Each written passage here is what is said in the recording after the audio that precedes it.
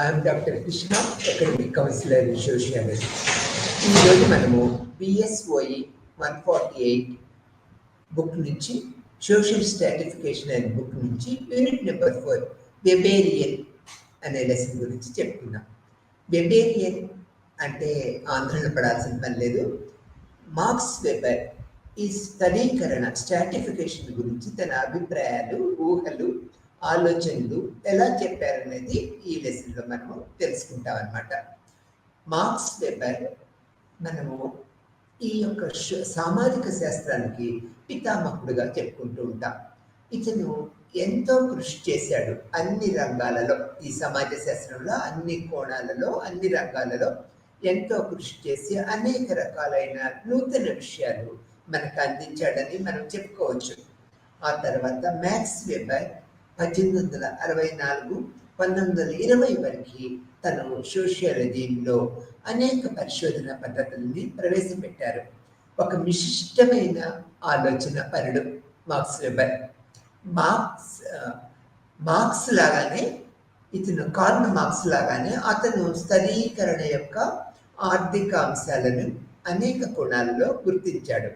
అయితే తన ప్రాథమిక ప్రతిపాదనలో కార్ల్ మార్క్స్తో అనేక కోణాలలో విభేదించాడనేది కూడా మనము గ్రహించవలసిన విషయం. మార్క్స్ శ్రమించే తరగతులపై తన దృష్టిని మార్క్స్ వెబర్ కేంద్రీకరించారు మరియు దాని కోణం నుంచి సామాజిక అభివృద్ధిని చూశారు అనేది మనము చెప్పుకోవచ్చు.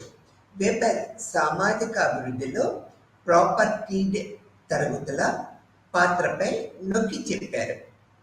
అందువలన వెబర్ తరచుగా బూర్జువాయిజ్ మార్క్స్ అని పిలుస్తూ ఉంటారు. అభిప్రాయాలను మనం చర్చించుకుంటూ ఉంటాం. మార్క్స్ మరియు వెబర్ల యొక్క అభిప్రాయాలను పోల్చి చూస్తామన్నమాట. స్థానీకరణ వ్యవస్థలను అర్థం చేసుకోవటంలో ఈ యొక్క పాత్రలు మనకి ఎంతో దోహదం చేస్తాయనేది కూడా మనం చెప్పుకోవచ్చు. ఈ వెబనీర్ అనే లెసన్తో మనం ముందు మార్క్స్ వెబర్ యొక్క జీవిత విశేషాలను కూడా తెలుసుకుంటే చాలా బాగుంటుంది. మార్క్స్ వెబర్ 1864 నుంచి 1920 వరకు తన ప్రస్తావన కొనసాగించారు. ఇక్కడ ప్రష్యా, ప్రస్తుత జర్మనీలోని జన్మించారు. ఇతను జర్మన్ సామాజిక రాజకీయవేత్త. ఇతను న్యాయ విద్యను అభ్యసించి బెర్లిన్ విశ్వవిద్యాలయంలో న్యాయ విద్యా బోధకుడిగా కూడా పనిచేశారు చాలా కాలం. A contribution to the history of medieval business organisation అనే సిద్ధాంత వ్యాసాన్ని తన డాక్టరేట్ పట్టాకు పొందారనమాట. అతని జీవిత కాలం అంతా ఒక విద్యావేత్తగా మిగిలిపోయారు.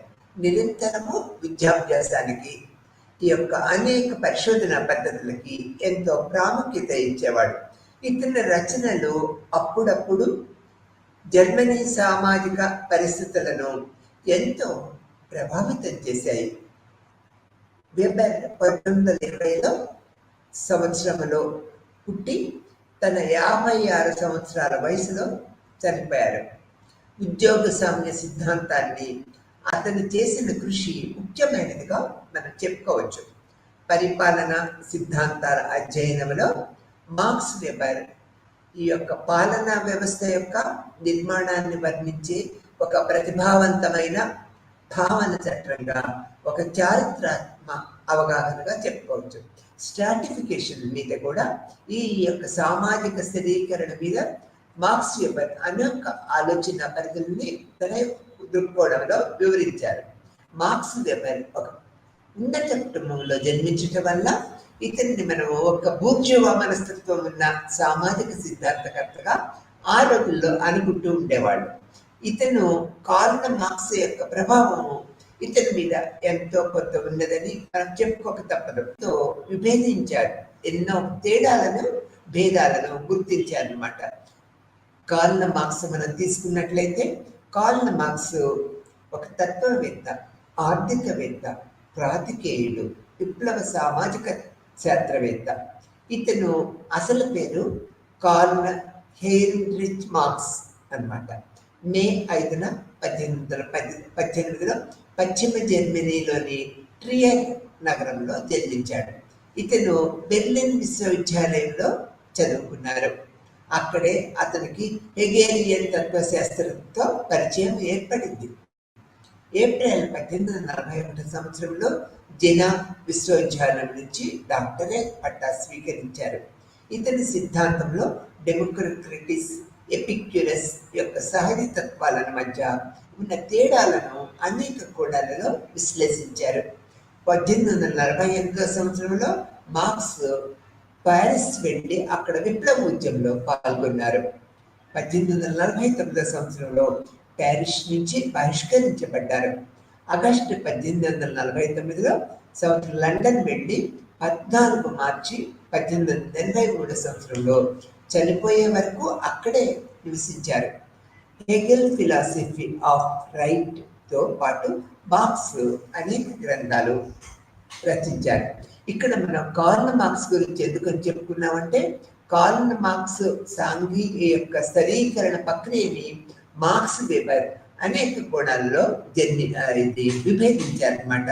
ఇద్దరు కూడా ఒకే ప్రాంతంలో జన్మించడం వల్ల కార్ల్ మార్క్స్ యొక్క సామాజిక పరిశోధన పద్ధతిని మార్క్స్ వెబర్ మొదట ఆకర్షితులయ్యి తర్వాత అనేక రకాల దృక్కోణాలతో ఇతను విభేదించారనేది మనం చెప్పుకోక తప్పదన్నమాట. ఈ విధంగా మార్క్స్ వెబర్ సామాజిక స్థిరీకరణ పద్ధతులని ఎలా చెప్పారనేది మనం ఈ లెసన్లో తెలుసుకుంటామన్నమాట.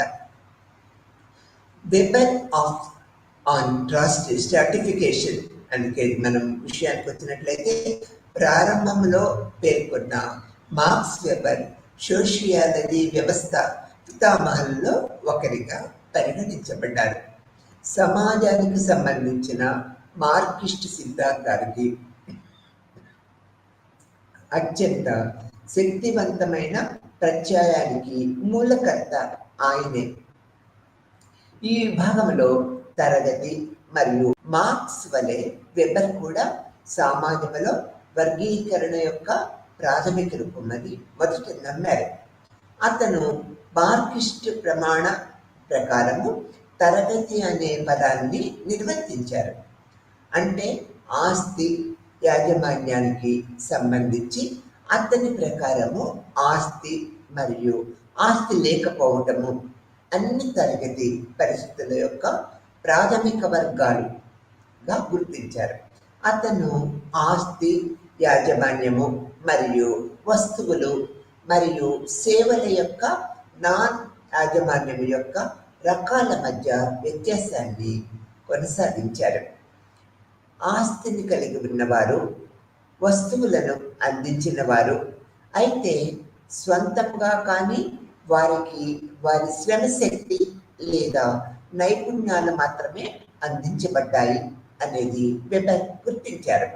అందువల్ల ఫ్యాక్టరీ యజమాని ఫ్యాక్టరీలో ఉత్పత్తి చేయబడిన వస్తువులను అందించవచ్చు. మరొక వైపు అతని కార్మికుల వేతనాలకు బదులు తమ శ్రమశక్తిని మాత్రమే అందించగలరనే అభిప్రాయానికి వచ్చారన్నమాట. తరగతి మరియు జీవిత అవసరాల మీద వెబర్ యొక్క అభిప్రాయాలను మనం ఇప్పుడు తెలుసుకుందాము. వెబర్ నొక్కి చెప్పిన తరగతికి సంబంధించిన మరొక అంశము జీవిత అవకాశాలు. ఈ పదము ఒక వ్యక్తి తన జీవితంలోని వివిధ దశలలో పొందిన అవకాశాలకు సంబంధించినది. ఒక కార్మికుడు కుటుంబంలో జన్మించిన వ్యక్తి ఒక నిర్దిష్ట రకమైన విద్యను పొందగలుగుతాడు. అంటే ఇక్కడ మనం ఏం చెప్పుకోవాలంటే, ఒక కార్మికుడు కుటుంబంలో పుట్టిన వ్యక్తి అతని యొక్క ఆస్తి అంతస్తు అతని యొక్క అభిప్రాయాలను అనుగుణంగానే వాళ్ళ పిల్లలు విద్యను పొందగలుగుతారనేది అభిప్రాయం. అది అతనికి లేదా ఆమెకు నిర్దిష్ట ఉద్యోగాలను సన్నద్ధం చేస్తుంది. దాని మీద అంటే వారు పొందిన విద్య మీదే ఆధారపడి వారు ఒక ప్రత్యేకమైన విద్యని ఉద్యోగాన్ని పొందగలుగుతూ ఉంటారు. ఉన్నత శ్రేణి కుటుంబంలోని పిల్లల విద్య అంత ఖరీదైనది. లేదా గాంభీర్యముగా ఉంటుంది అనేది మనం ఇక్కడ గుర్తుపెట్టుకోవాలి.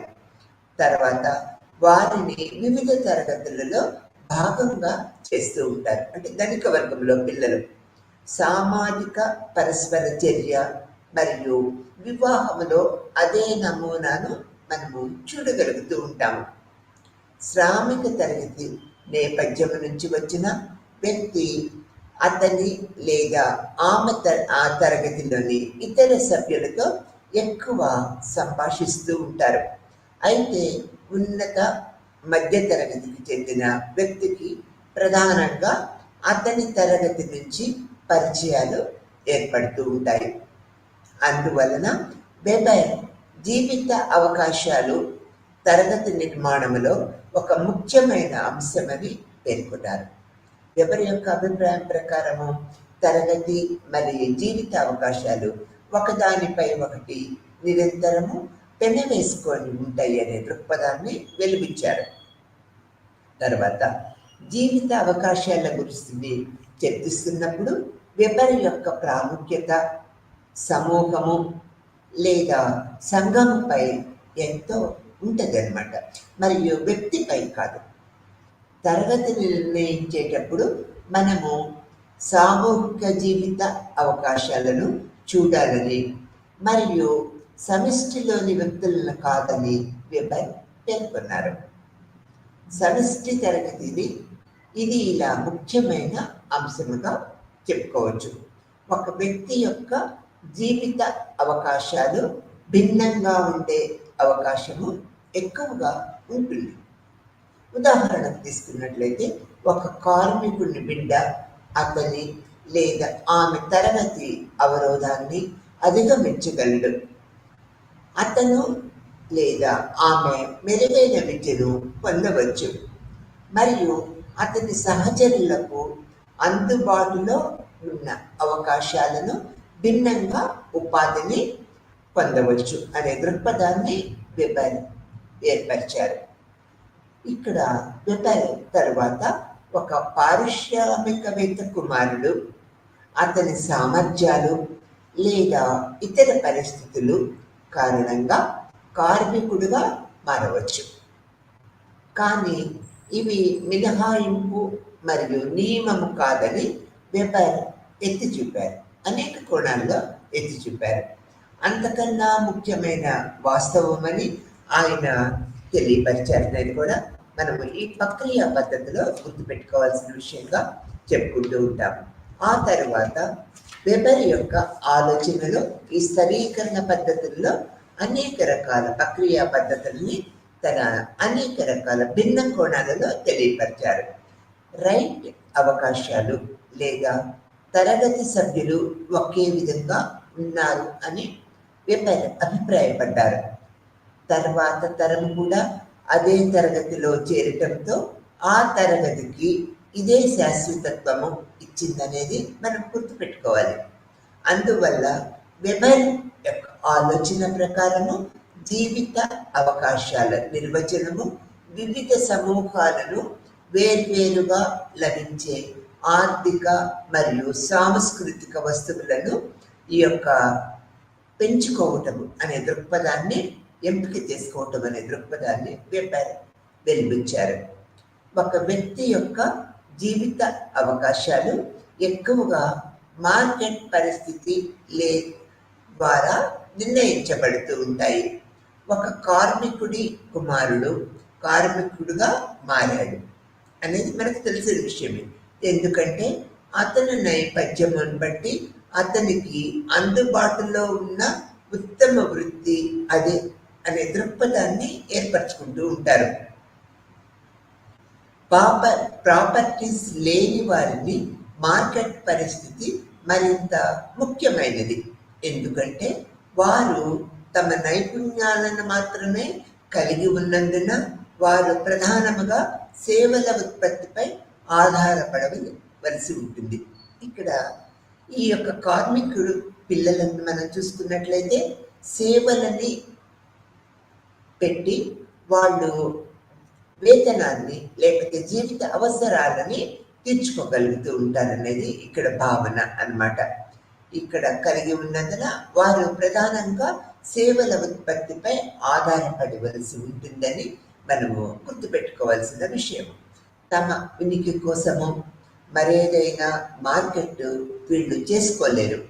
మరొక వైపు ఆస్తి యజమానులు తమ ఉత్పాదక ఆస్తి నుంచి పొందే ఆధారముపై ఆధారపడి ఉండొచ్చు అనేది వెబర్ అభిప్రాయంగా ఈ స్థానికరణ ప్రక్రియలో మనం చెప్పుకోవచ్చు.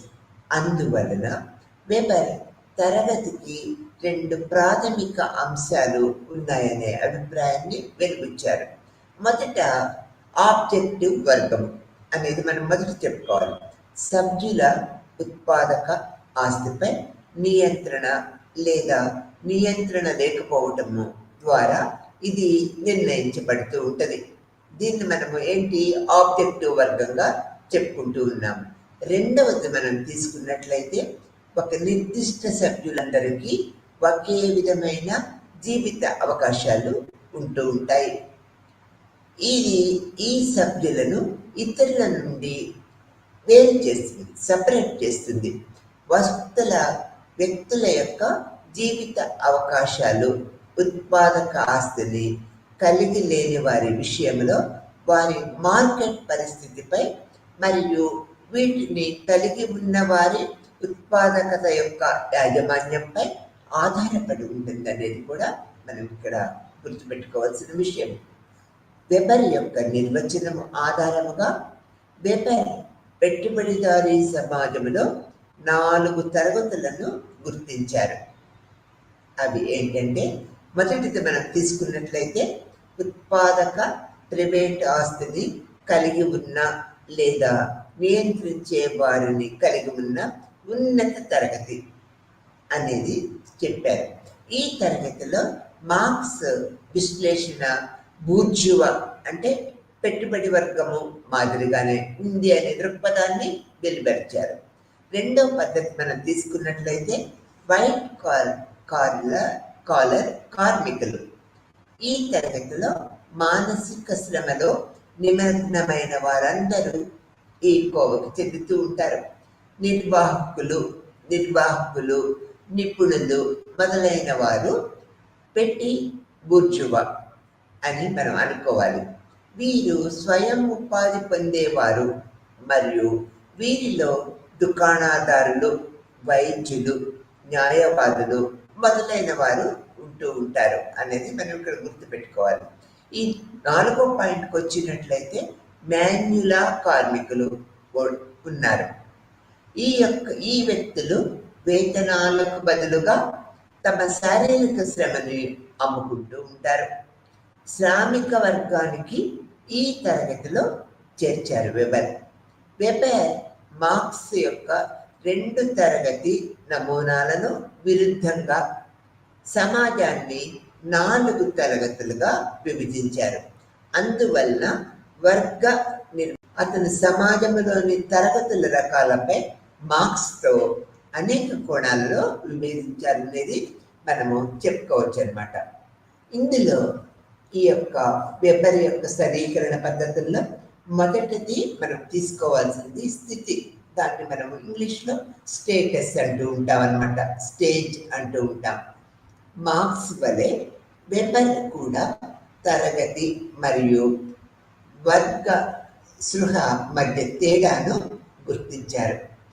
పైన చర్చించినట్లుగా మార్క్స్కు వర్ణ సృహ అనేది తరగతికి సంబంధించిన ముఖ్యమైన వంశము.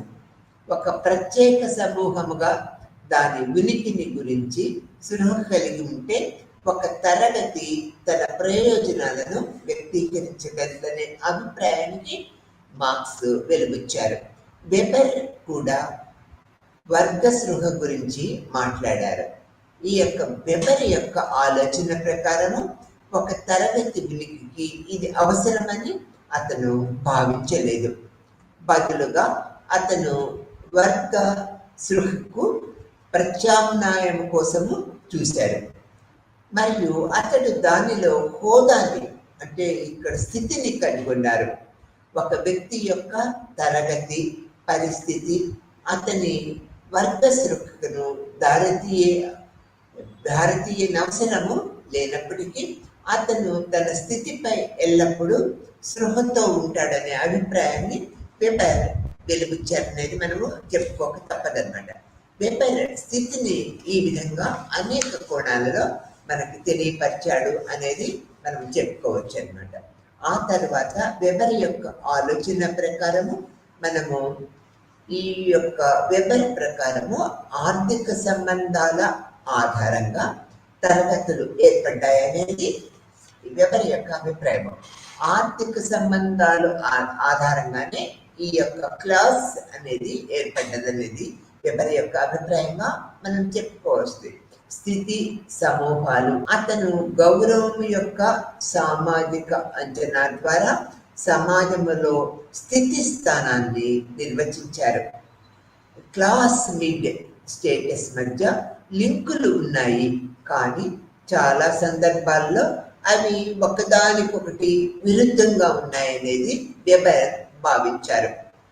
వస్తువులు మరియు సేవల ఉత్పత్తిలో లేదా వాటి కొనుగోలులో తరగతి అనుబంధించబడింది అనే అభిప్రాయాన్ని వ్యక్తపరిచారన్నమాట. వినియోగం ద్వారా స్థితి నిర్ణయించబడుతూ ఉంటుంది. ఆ విధంగా హోదా అనేది సామాజిక సంభోగంపై పరిమితి ఉండే జీవన శైలి ముడిపడి ఉంటుంది. భారతదేశ కుల వ్యవస్థలో అత్యంత దృఢమైన మరియు చక్కగా నిర్వహించబడిన స్థితిని సరిహద్దులు కనుగొనవచ్చని వెబర్ పేర్కొన్నారు. ఒక బ్రాహ్మణుడు శ్రామిక వర్గానికి చెందినవాడు కావచ్చు, ఎందుకంటే అది అతని జీవనాధారము అయినప్పటికీ అతను ఎల్లప్పుడూ తక్కువ కులానికి చెందిన వ్యక్తి కంటే తనకు తాను గొప్పగా భావించుకుంటూ ఉంటాడు. ఇక్కడ మనం సోషల్ స్టేటస్ మనం తీసుకోవచ్చు. అంటే బ్రాహ్మణ వంశంలో పుట్టిన వ్యక్తి కార్మిక వర్గానికి వెళ్ళినా కూడా కార్మికులతో పాటు మానసిక స్థితిని కలిగి ఉండకుండా ఈ యొక్క కార్మికుల కంటే నేను ఉన్నత స్థితిలో ఉన్నాను అనే భ్రమని పొందుతూ ఉంటాడు. ఎందుకంటే అతను ఉన్నత కులస్తుడు కాబట్టి ఈ యొక్క దిగువ ఉన్న కార్మికుల యొక్క మానసిక స్థితిని అతను ఏకీభవించలేకపోతున్నాడు అనేది ఈ యొక్క దృక్పథం ద్వారా మనం తెలుసుకోవచ్చు. అదే సమయంలో ఆ బ్రాహ్మణ కార్మికుడు తనకంటే ఉన్నత వర్గానికి చెందిన ఇతర బ్రాహ్మణులతో ఎక్కువ పరస్పర చర్యలు కలిగి ఉండవచ్చు. ఈ యొక్క కార్మికుడుగా ఉన్న బ్రాహ్మణుడు ఇతర బ్రాహ్మణులతో నిరంతరము పరస్పర చర్యలను కలిగి ఉండి తనకు తాను గొప్ప స్థితి గల వ్యక్తిగా మానసికంగా ఏర్పరచుకుంటాడు. అది ఒక భ్రమగా చెప్పుకోవచ్చు. మధ్య సమాజాలు మన సమాజాలలో రెండు కుటుంబాలు ఒకే తరగతి చెందిన వారైనప్పటికీ కుల వ్యవస్థలో వేరు హోదాలను కలిగి ఉన్నప్పటికీ కులాంతర వివాహమును వీళ్ళు సహించరు అనే దృక్పథాన్ని మనం ఇక్కడ ఈ యొక్క స్ట్రాటిఫికేషన్ లో వెబర్ యొక్క అభిప్రాయంగా మనం చెప్పుకోవచ్చు. అక్కడ ఒక స్థరీకరణ సమాజంలో వెబర్ ఆస్తి వ్యత్యాసాలు తరగతులను సృష్టించాయనే దృక్పథాన్ని వెలువచ్చారు. అయితే ప్రతిష్ట భేదాలు స్థితి సమూహాన్ని సృష్టించాయనే దృక్పథాన్ని కూడా ఈ టైంలో అతను వెలువచ్చారు. సామాజిక స్థరీకరణకు రెండు ప్రధాన ఆధారాలు ఉన్నాయనేది వెబర్ తన యొక్క స్ట్రాటిఫికేషన్ మెథడ్స్ లో చెప్పారు. దానికి శక్తి, దాన్ని మనం పవర్ అంటూ ఉంటాం. సాంఘిక స్థరీకరణ యొక్క మూడవ ఆర్గనైజింగ్ సూత్రము ఇది శక్తి, హోదా మరియు సంపద వలె కాకుండా ర్యాంక్, ఎంజీ, హై సొసైటీల సమూహాల లక్షణాలు స్పష్టంగా అనుసంధానించవచ్చు. అధికార సూత్రము సాపేక్షముగా విస్తరించిన లక్షణము, ఎందుకంటే ఇది పాత్రలో ప్రత్యేకము కాదు అనే దృక్పథాన్ని వెబర్ పేర్కొన్నారు. ఇక్కడ శక్తి, హోదా మరియు సంపద అంటే శక్తి, హోదా మరియు సంపద అనేది వ్యక్తి యొక్క ఈ యొక్క స్థిరీకరణ ప్రక్రియలో ఇతన్ని అత్యున్నత స్థానంకోవాల్సిన విషయం. ఈ యొక్క ఎందుకంటే ఇది పాత్రలో ప్రత్యేకము కాదు అనే అభిప్రాయంతో సమాజంలో ఉన్నత హోదా కలిగిన సమూహము లేదా ఎక్కువ సంపదను అనుభవిస్తున్న సమూహము కూడా సమాజంలో మరింత అధికారాన్ని వినియోగించుకోవటం వల్ల ఎల్లప్పుడూ సాధ్యమే. వీరి ఏది ఏమైనప్పటికీ అధికార సూత్రముగా అనే దానికి మధ్య వ్యత్యాసాన్ని మనము గుర్తించవచ్చు. మార్క్స్ వెబర్ తన సామాజిక స్థిరీకరణ చికిత్సలో చర్చించినట్లుగా అధికారం యొక్క భావన బలవంతపు పద్ధతికి చట్టబద్ధముగా ఉపయోగించటం ద్వారా ఇతర సమాజాలపై తమ ఇష్టాన్ని విధించే అధికారము ఉన్న వ్యక్తులు లేదా సమూహాలను ప్రసాదిస్తుందనే దృక్పథాన్ని వెబర్ తన స్థిరీకరణ ప్రక్రియా పద్ధతుల ద్వారా వెలుగుచ్చారు. ఈ కోణంలో గరిష్ట శక్తిని కలిగి ఉన్న సంస్థకు రాష్ట్రము మాకు మంచి ఉదాహరణను అందిస్తూ ఉంటుందనే దృక్పథాన్ని తెలియపరిచారు. సమాజంలోని పౌరులపై తమ ఇష్టాన్ని విధించే సార్వభౌమ అధికారము దీనికి ఎక్కువగా ఉంది. అధికార సాధన యొక్క చట్టబద్ధత సమూహాలచే విస్తృతముగా ఆమోదించబడినప్పుడు, మరొక మాటలో చెప్పాలంటే అది సమాజంలో సంస్థాగతమైనప్పుడు అధికారము అవుతుంది. ఒక భావనగా అధికారాన్ని చట్టబద్ధమైన శక్తిగా మనము నిర్వచించవచ్చు. శక్తి ఒక సూత్రముగా దాని విధులు లేదా దాని సామాజిక శాఖల సమయంలో సామాజిక స్థిరీకరణ భావనలోకి ప్రవేశిస్తుందని కూడా మనము చెప్పుకోవాల్సిన విషయంగా తెలియపరుస్తూ ఉంటాం అన్నమాట. ఇక్కడ సమాజంలో రాజకీయ ప్రక్రియ ద్వారా ప్రభావితము అవుతూ ఉంటుందనేది మనకు అనేక దృక్పథాలలో అనేక పద్ధతుల్లో మనకు తెలిసిన విషయంగా మనం చెప్పుకుంటూ ఉంటాం. ఇక్కడ ఇది ప్రభావితం కావటము ప్రారంభించటము జరుగుతూ ఉంటుంది. మరియు సాంఘిక స్థిరీకరణ సూత్రాలను ప్రభావితం చేయటంలో రాష్ట్రము మరింత చురుకైన లేదా ప్రత్యక్ష పాత్ర పోషించటము ప్రారంభించినప్పుడు ఇప్పుడు షెడ్యూల్ లేదా ఇతర వెనుకబడిన తరగతులుగా ప్రకటించబడిన కులాలు మరియు తెగలు అనుకూలంగా రాష్ట్రంలో మన దేశంలో ఉద్యోగాలు, రాజకీయ కార్యకలాపాలు మరియు ప్రవేశ విద్యా సంస్థల్లో సానుకూల వివక్ష లేదా రిజర్వేషన్ విధానంలో దీనికి సంబంధించిన ఉదాహరణలు మనము కనుక్కొనవచ్చు.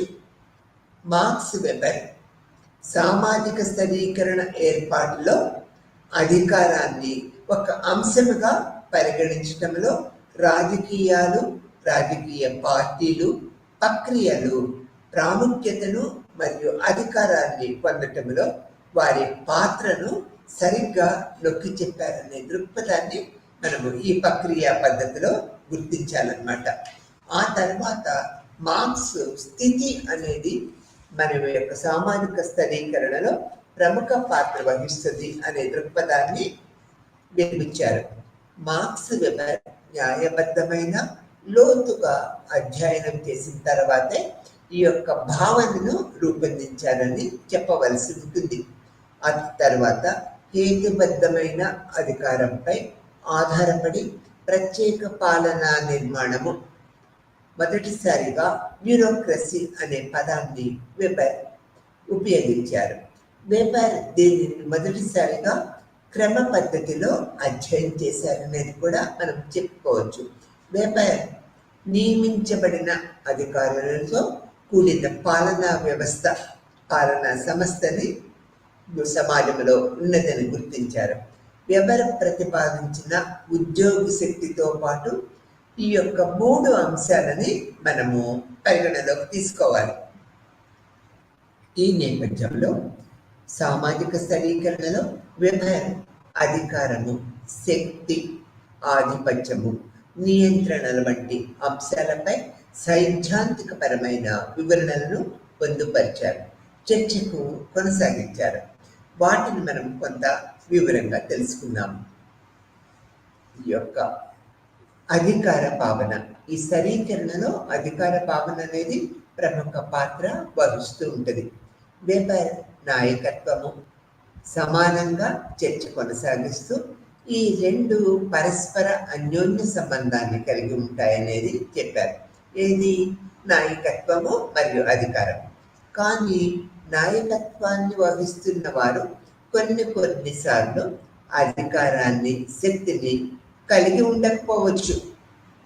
వారు అధికారాన్ని కలిగి ఉండేది, లేనిది మానవ సముదాయాల మధ్య ఉండే సాంఘిక సంబంధాల కారక ప్రభావాల మీద ఆధారపడి ఉంటుందని వెబర్ వ్యక్తీకరించారు. ఈ సందర్భంలో వెబర్ శక్తిని, అధికారాన్ని, వాటి మధ్య ఉన్న తారతమ్యాన్ని విశదీకరించారు. శక్తి, పవర్ అని చెప్పుకున్నాం కదా, కలిగి ఉన్న వ్యక్తి యావత్ సామాజిక సంబంధాల స్వరూపంలో తన విచ్చ అంటే విల్ అన్నమాట, బాహ్య పరిస్థితుల నుంచి నిరోధించబడుతున్న దానికి సాధించడానికి ప్రయత్నం చేస్తూ ఉంటారు. సఫలీకృతుడు కూడా కాగలుగుతూ ఉంటారు.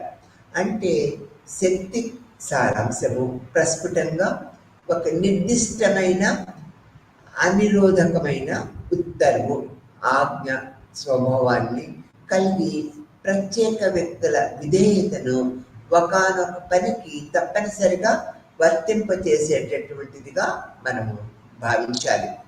దీనికి భిన్నంగా అధికారం అనేది ఒక వాస్తవము అని వెబర్ ఉద్దేశించారు.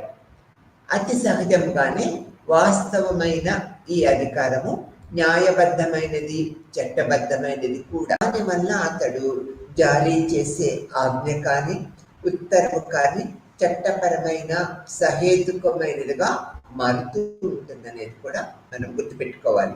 శక్తిలో మాదిరిగా కాకుండా అధికారంలో అంగీకార సమ్మతి, ఇక్కడ విల్లింగ్ ఒబీడియన్స్ అని చెప్తూ ఉంటాం, అంతర్భాగముగా ఉండి అధికార స్వభావాన్ని సహేతుపరుస్తుంది అనేది మనం ఇక్కడ ఏర్పరచుకోవాలి, గ్రహించాలన్నమాట, భావనను గ్రహించాలి. ఆ తర్వాత ఇక్కడ మనము శక్తిని మార్క్స్ వెబర్ ఏ విధంగా చెప్పారో ఇక్కడ అధికారంలో కూడా ఆ విధమైన పద్ధతులు ఉంటాయి అనేది ఈ యొక్క సర్టిఫికేషన్లో వివరించారు. ఈ అధికారం అనేది అథారిటీ అని చెప్పుకుంటూ ఉంటాము. వ్యవస్థాపన సామాజిక శాస్త్రానికి వెబర్ మార్గదర్శకుడు అని చెప్పుకున్నాం కదా. వ్యవస్థాపనను అవగాహన చేసుకోవటానికి, హేతుబద్ధమైన ఉపగమనానికి పునాది వేశారు వెబర్. అతను చేసిన సేవలలో పేర్కొనదగినది అతని అధికార నిర్మితి సిద్ధాంతం. వ్యవస్థాపనలో ఉన్న అధికార సంబంధాల ఆధారంగా వ్యవస్థాపనల లక్షణాలను పేర్కొనే పద్ధతి అనేది వెబర్ తన అభిప్రాయాన్ని వెలిబుచ్చారు. వెబర్ శక్తి, అధికారము మధ్య ఉన్న తేడాలను కూడా పేర్కొన్నారు.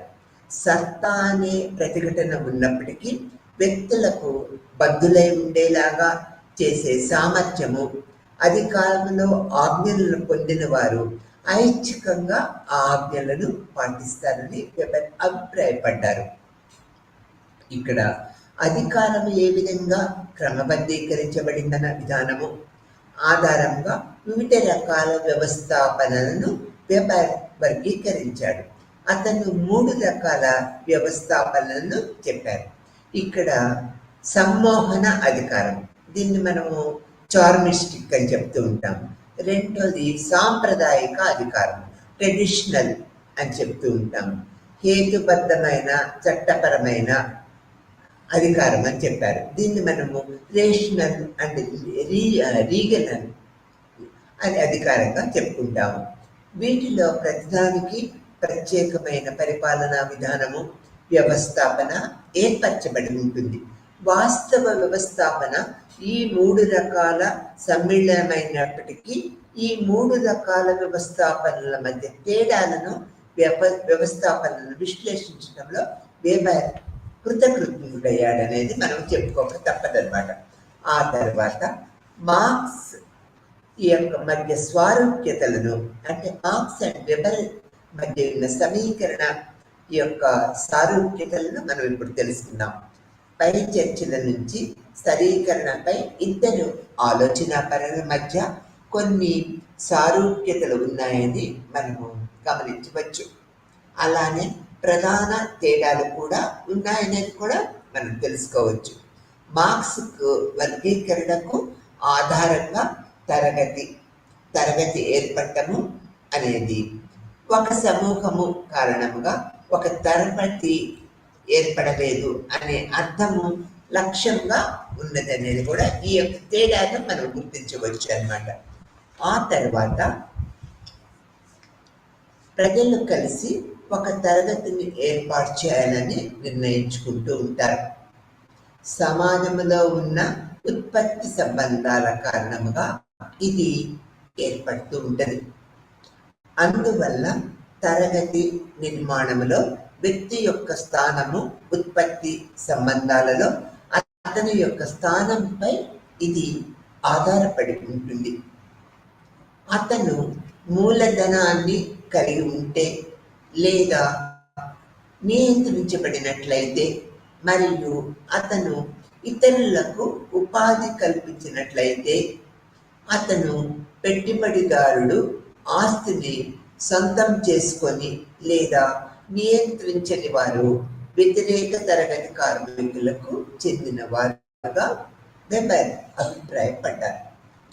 ఆ తర్వాత మార్క్స్ యొక్క విశ్లేషణలో ఈ యొక్క తరగతుల వ్యతిరేకత ఒక ముఖ్యమైన అంశంగా చెప్పుకోవచ్చు. ఈ వ్యతిరేకత ద్వారానే సామాజిక ఆర్థిక మార్పు వచ్చిందని అభిప్రాయపడ్డారు. కార్మికులను ఎదుర్కోవటానికి పెట్టుబడిదారులు కొత్త మార్గాలను కనుగొన్నారు. ఇది మెరుగైన ఉత్పాదకత సాంకేతికతలకు దారితీసే కొత్త సాంకేతికత కావచ్చు, లేదా కార్మికులు మరింత శక్తివంతము కాకుండా నిరోధించే కొత్త చట్టాలు కూడా కావచ్చు. కార్మికులు కూడా తమ పోరాటంలో మరింత ఐక్యంగా ఉంటూ ఉంటారు. వారు తమ ప్రధాన ప్రత్యర్థి మరొక తరగతి అని తెలుసుకున్నప్పుడు వారు తమ అంతర్గత విభేదాలను వదులుకుంటారు. ఇది వారి మధ్య మరింత ఐక్యతకు దారితీస్తూ ఉంటుంది. దీనివల్ల వారిలో ఐకమత్యత డెవలప్ అవుతుంది అనేది ఈ యొక్క మార్క్స్ యొక్క అభిప్రాయం. ఈ విధంగా మార్క్స్కు వర్గ మరియు వర్గశృహ అంటే సమాజంలో కేవలము వర్గాలు మాత్రమే కాదు, సామాజిక అభివృద్ధికి అవి మూలాధారాలు అనేవి తెలుసుకోవాలనే దృక్పథాన్ని వెలుగుచ్చారు. ఆ తర్వాత ఒక స్థాయిలో వెబర్ తరగతిపై మార్క్స్ అభిప్రాయాన్ని అంగీకరిస్తాడు. అయితే అతను మార్క్స్కు మద్దతు ఇవ్వడం కాదనమాట. అతని విశ్లేషణలో బలహీనతలు ఎలా ఉన్నాయో చూపించడానికి సమాజాన్ని 2 ప్రధాన తరగతులుగా విభజించలేమని వెబర్ నొక్కి చెప్పారు. మార్కెట్ పరిస్థితి మరియు చేసిన పని రకం కారణంగా ఉద్భవించే మరిన్ని తరగతులు ఉన్నాయని వెబర్ అభిప్రాయపడ్డారు. అందువలన సమాజంలో 4 ప్రధాన తరగతులు ఉన్నాయని వెబర్ కనుక్కున్నారు. ఇది వర్గ సంబంధాలకు గందరగోళం గురి చేస్తుంది. ఆ విధంగా వర్గీకరణ లేదా వర్గశృహ పూర్తిగా స్థిరీకరణను వివరించలేదని వెబర్ అభిప్రాయపడ్డారు. ఈ విధంగా అతను హోదాపై ఎక్కువ ఒత్తిడి చేస్తూ ఉంటారు. అయితే మార్క్స్ వర్గశృహపై ఒత్తిడి తెస్తాడు. వెబర్ సామాజిక స్థిరీకరణ యొక్క ముఖ్యమైన అంశంలో పరస్పర వర్గ సృహను చూపించటానికి నిరంతరము ప్రయత్నిస్తూ ఉండేవారు. అతనికి స్టేటస్ గ్రూప్లే ఆధారము. తరగతులు స్థిరంగా ఉన్నాయని అతను కనుక్కున్నారు. అయితే స్థితి తరగతుల అంతటా విస్తరించి ఉంది అనేది కూడా మనము గ్రహించవలసిన విషయం. ఇది మార్క్స్ అండ్ మరియు వెబర్ యొక్క ఆలోచన ధోరణిలో ఒకరికి ఒకరు ఎలా అభిప్రాయపడ్డారు అనేది మనము ఈ పాయింట్స్ లో తెలుసుకున్నాము. ఈ రెండింటినీ పోల్చి చూసేటప్పుడు మార్క్స్ అభిప్రాయాలను వెబర్ వ్యతిరేకి అని మనము గుర్తుంచుకోవాలి. అతడు మార్క్స్ కు ప్రత్యామ్నాయం పోల్చడం సాధ్యం కాదు అనేది కూడా మనం తెలుసుకుని, ఎందుకంటే వెబర్ యొక్క పని మార్క్స్ కి కాంప్లిమెంటరీ కాదు. ఇక్కడ చూడండి, స్థిరీకరణకు డేవిస్ యొక్క విధానము పార్సన్ కు పరిపూరకమైనది. మేము తదుపరి యూనిట్ లో మనం తెలుసుకోగలుగుతాం. ఇది ప్రాథమికముగా మార్క్స్ కు వ్యతిరేకించడానికి అభివృద్ధి చేయబడింది అనేది ఇక్కడ మనం గుర్తించవలసిన విషయం. అందువలన కొన్ని సారూప్యతలు ఉన్నప్పటికీ వారి రచనలు ప్రాథమికంగా భిన్నంగా ఉంటూ ఉంటాయి. ఎంతో వైవిధ్యాన్ని, విభిన్నతను కలిగి ఉంటాయి అనేది మనం ఇక్కడ గుర్తుపెట్టుకోవాలి. ఆ తర్వాత ఇక్కడ పైన పేర్కొన్న విధంగా సామాజిక శాస్త్రజ్ఞుడు మార్క్స్ వెబర్ సామాజిక స్థిరీకరణపై అభిప్రాయాలని వివిధ కోణాలలో మనం చర్చించాము. అతడు మానవ అభివృద్ధిని ఆకృతి చేసి ప్రభావితం చేసిన దృక్పథాన్ని వెబర్ కలిగి ఉన్నారు. మార్క్స్ వెబర్ తరగతుల ఏర్పాటుపై నొక్కి చెప్పారు. తరగతికి ఆధారంగా మార్క్స్ చెప్పినట్లే ఉంది, కానీ 2 తరగతులకు బదులు 4 తరగతులు ఉన్నాయని కూడా నొక్కి చెప్పారు. మార్క్స్ తో వెబర్ విభేదాలు అంతటితో ఆగలేదు. అతను సామాజిక స్థిరీకరణను వివరించే ప్రధాన సాధనముగా వర్గ విశ్లేషణ యొక్క అసమర్థతను చూపించడానికి నిరంతరము ప్రయత్నించాడు. తరగతి కంటే మరకలే ముఖ్యమని వెబర్ తేల్చి చెప్పారనేది ఇక్కడ మనం గ్రహించవలసిన విషయం. ఆ తర్వాత ఈ యొక్క స్టేటస్ తర్వాత క్లాస్ లేదన్నది అతని వాదనగా మనం చెప్పుకోవచ్చు. అందువలన తరగతి అనేది ఒక లక్ష్యక వర్గమైనప్పటికీ హోదా అనేది సామాజిక స్థిరీకరణకి మెరుగైన కొలమానమని అతను భావించారనమాట. ఆ తర్వాత ఇతని యొక్క అధికార ప్రక్రియ పద్ధతులు మనం గమనించినట్లయితే ఈ అధికారము, అథారిటీ అనేది ఈ యొక్క వ్యవస్థాపన సామాజిక శాస్త్రము మౌలికంగా వ్యక్తులు ఆదేశాలను ఎందుకు పాటిస్తారు, వారు చెప్పినట్లు ఎందుకు చేస్తారు అనే అంశాలను ఇది అధికారం అనేది అధ్యయనం చేస్తూ ఉంటది. వెబర్ శక్తి, అధికారము అంటే దీన్ని పవర్ అండ్ అథారిటీ మధ్య తేడాలను అనేక కోణాలలో గుర్తించారు. వీటిలో ఈ అధికారం అనేది సమ్మోహన అధికారము, సాంప్రదాయిక అధికారము, హేతుబద్ధమైన చట్టబద్ధమైన అధికారాలుగా చెప్తున్నారు. ఇప్పుడు ఈ యొక్క అధికారాల గురించి మనము ఈ యొక్క స్థిరీకరణలో వీటి పాత్రలను మనము తెలియపరచుకుందాం. ఈ యొక్క చార్మిస్టిక్ అథారిటీ అంటే తెలుగులో మనము సమ్మోహన అధికారంగా చెప్పుకుంటూ ఉంటాము. మొదటి రకంకు చెందిన అధికార వ్యవస్థలోని నాయకుడి వ్యక్తిగత లక్షణాలపై ఇది ఆధారపడి ఉంటుంది. వెబర్ చెరిస్మా అనే గ్రీకు పదాన్ని ఉపయోగించారు. ఈ పదానికి వ్యక్తిగత మూర్తిమత్వ లక్షణాల ఆధారముగా నాయకుడు మిగతా సాధారణ ప్రజల కంటే వేరుగా, విలక్షణంగా కనిపించే లక్షణాన్ని కలిగి ఉండటం అని చెప్పారు. ఇక్కడ ట్రెడిషనల్ అథారిటీ అని చెప్పినప్పుడు దీన్ని తెలుగులో సాంప్రదాయిక అధికారం అని చెప్తూ ఉంటాం. ఇక్కడ వెబర్ అభిప్రాయ ప్రకారము వారసత్వ సంక్రమణకు అది ఆధారముగా వంశానుగతమైనట్లయితే ఈ వ్యవస్థాపన సాంప్రదాయక రూపకాన్ని రూపొందిస్తూ ఉంటుంది. సాంప్రదాయక వ్యవస్థాపనలో అధికారానికి, క్రమానికి ఆధారాలుగా పూర్వాచారాలు, సాంప్రదాయాలు, ఆచరణలు నిరంతరము పనిచేస్తూ ఉంటాయి. ఈ వ్యవస్థలో ఆచారము అందరినీ నియంత్రిస్తూ ఉంటుంది. నాయకుల అధికారము వారు వారసత్వంగా పొందిన అంతస్తు చేత నియంత్రించబడుతూ ఉంటుంది. వారి అధికార పరిధిని ఆచారము నిర్ణయిస్తూ ఉంటుంది. కొన్ని వ్యవస్థాపనల్లో చమక్కు, సత్తా కూడా వంశానుగతమైన సాంప్రదాయక అధికారంగా మారుతూ ఉంటుంది.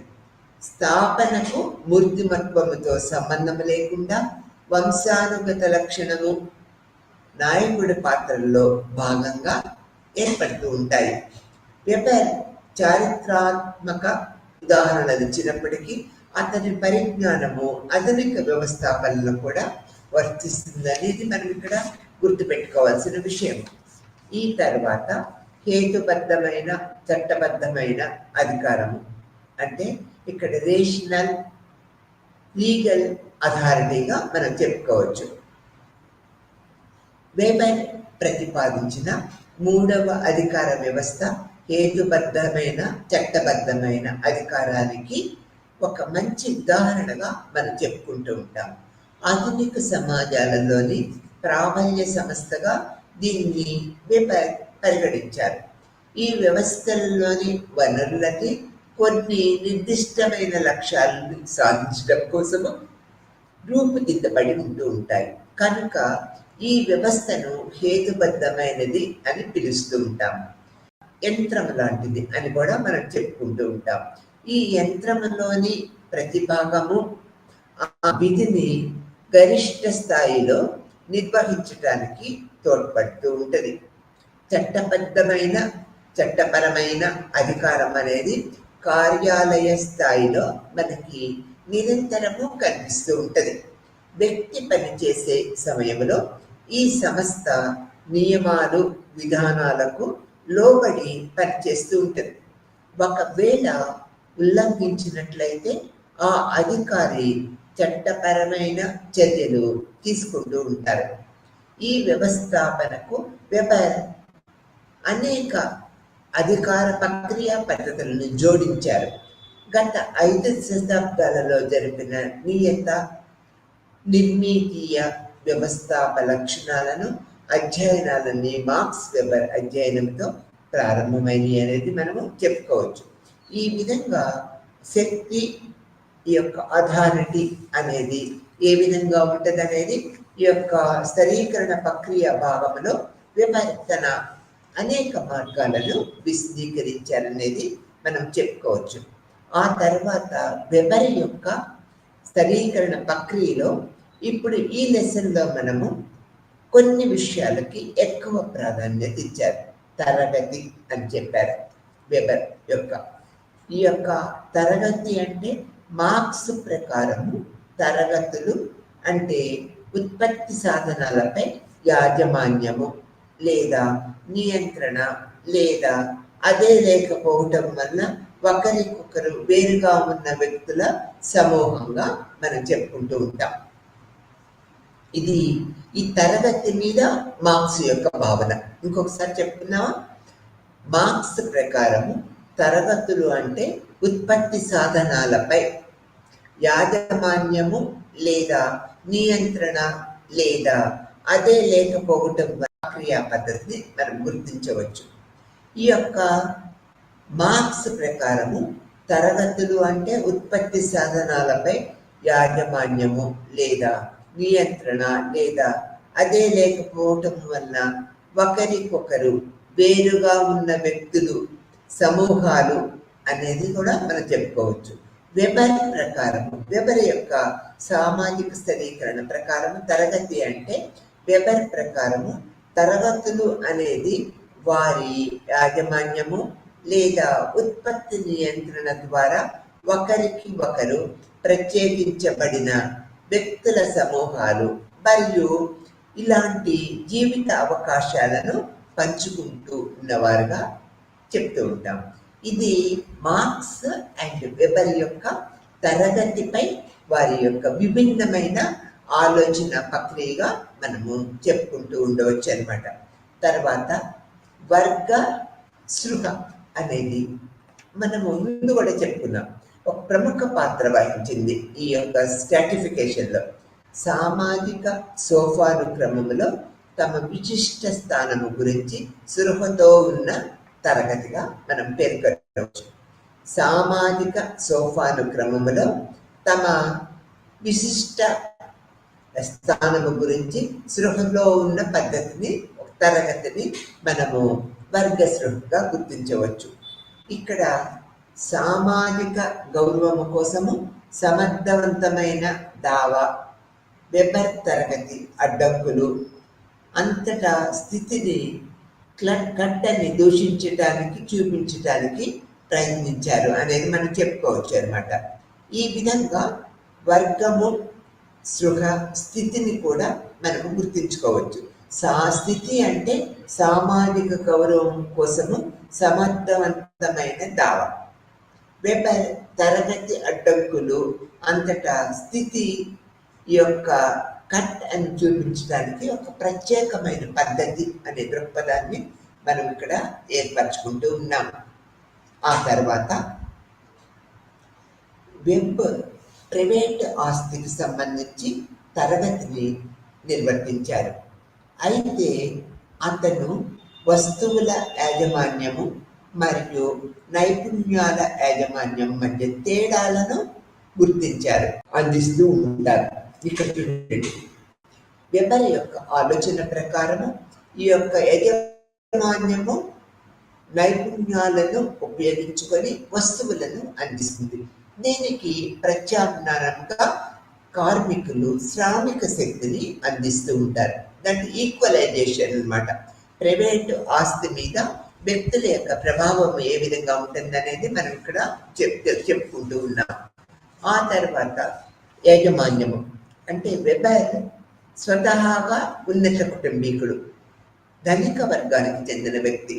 అందుకని ఇతను ఈ స్థరీకరణ స్ట్రాటిఫికేషన్ ప్రక్రియలో ఈ యొక్క సమాజంలో ఈ యొక్క యజమానులు ధనాన్ని కలిగి ఉన్నట్లయితే, ఎక్కువ సంపదను కలిగి ఉన్నట్లయితే ఈ పారిశ్రామిక అభివృద్ధి మీద పారిశ్రామికీకరణ చేస్తూ ఉంటారు. పారిశ్రామిక అభివృద్ధి మీద ఆధారపడి సామాజిక వ్యవస్థని నిరంతరము మారుస్తూ ఉంటారు. నూతన రూపకల్పనలు జరుగుతూ ఉంటాయి. దానికి కార్మికులు శ్రామిక శక్తిని అందిస్తూ ఉంటారు. సమాజం అభివృద్ధి చెందాలంటే ఈ సంపద కలిగిన వ్యక్తులు ఎంత ప్రాముఖ్యత వహిస్తూ ఉంటారో కార్మికులు కూడా అటువంటి ప్రాముఖ్యత వహిస్తారని ఈ యొక్క స్థరీకరణ ప్రక్రియ పద్ధతుల్లో వెబర్ తన అభిప్రాయాన్ని తెలియపరిచారు.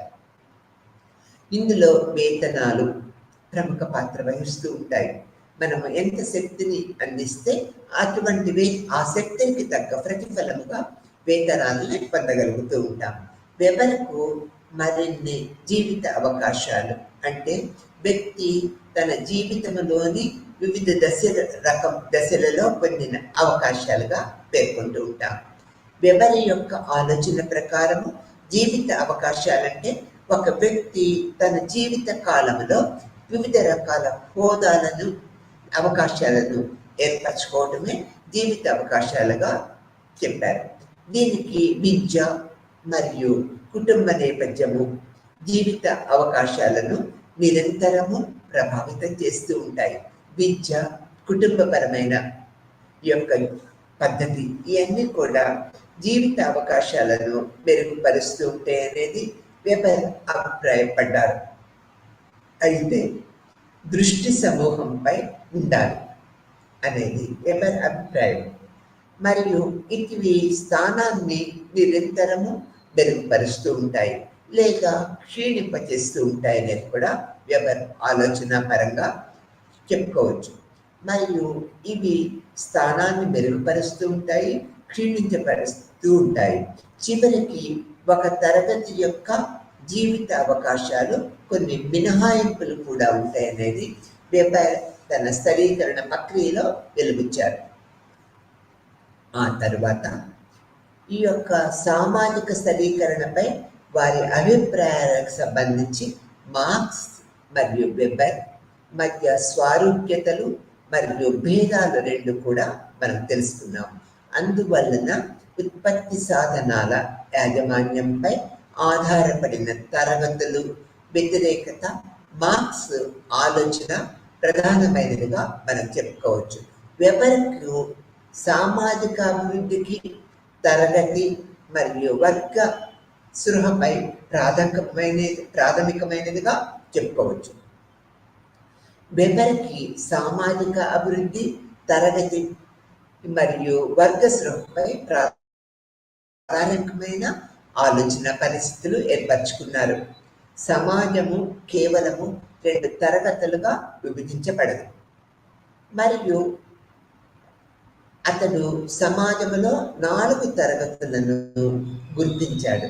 వెబర్ యొక్క ఆలోచన ప్రక్రియ ప్రకారం వెబర్ హోదాపై ఎక్కువ ఒత్తిడిని కలిగి ఉన్నారు. అయితే మార్క్స్ వర్గ సృహులను నొక్కి చెప్పారు. ఈ విధంగా ఇద్దరు విద్వాంసులు, అంటే ఇక్కడ ఎవరు, వెబర్ అండ్ మార్క్స్, తరగతి యొక్క ప్రాముఖ్యతను నొక్కి చెప్పి సారూప్యతలు ఉన్నప్పటికీ వారి అభిప్రాయాలను ఈ యొక్క నిజంగా సమానంగా ఉన్నాయనే దృక్పథానికి వచ్చారనేది మనం ఇక్కడ చెప్పుకోవచ్చు. ఈ యొక్క లెసన్ ద్వారా మనము ఏం తెలుసుకున్నాము అన్నట్లయితే వెబర్ అండ్ మార్క్స్ యొక్క పద్ధతులలో ఈ స్ట్రాటిఫికేషన్లో వారి యొక్క అభిప్రాయాలను మనము పరిగణలోకి తీసుకున్నాము. వెబర్ ధనిక వర్గానికి చెందినవాడు, మార్క్స్ శ్రామిక వర్గానికి చెందినవాడు. ఇక్కడ వెబర్ ఒక ఉన్నత కుటుంబంలో పుట్టడం వల్ల ఆలోచన ప్రక్రియ పద్ధతులన్నీ కూడా ఎంటైర్లీ డిఫరెంట్గా ఉంటాయి.